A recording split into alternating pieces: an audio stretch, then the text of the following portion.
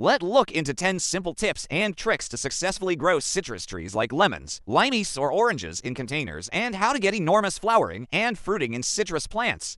Coming up, citrus trees are fruit trees and includes lemons, limeys, oranges, and even grapefruit. These tips are common for those growing citrus either in containers or in ground. Please watch these tips till the end, especially the fertilizer requirement of citrus trees. Now, let us look into 10 important tips for growing citrus trees in containers and how to get lots of flowering and fruiting from a single plant. 1. Choosing the right variety. This is obviously the first step in growing citrus trees. You can grow citrus trees from a seed, but you never know the outcome, because seed-grown trees are not true to the parent tree and also may not produce fruits or may produce fruits very late. So, the best option is to purchase a grafted citrus tree from a nursery. The plant should start flowering and fruiting the same year provided you follow all these tips discussed in this episode. 2. Choosing the container. Minimum size should be 14 inches in diameter and 14 inches in depth and height. The larger the better. You can use good quality plastic pot or a cement pot or even a clay pot if available. You can also grow in barrels like whiskey barrels or even plastic drums. Make sure there are a lot of drainage holes at the bottom. 3. Potting soil mix. A well-draining soil is very important for proper root growth.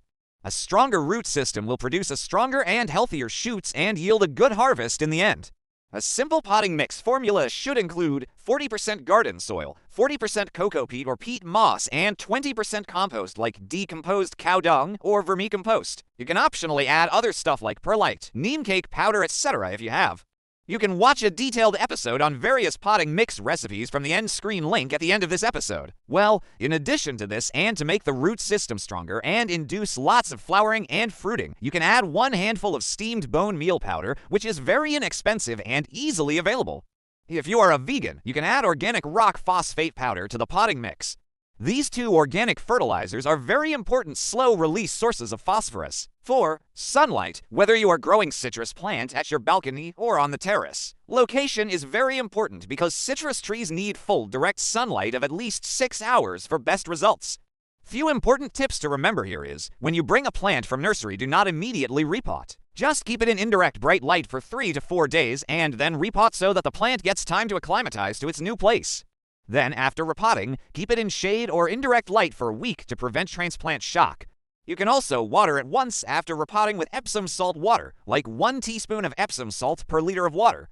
This helps fight repotting or transplant shock. Please like, share, and comment below with your feedback and queries. Happy gardening!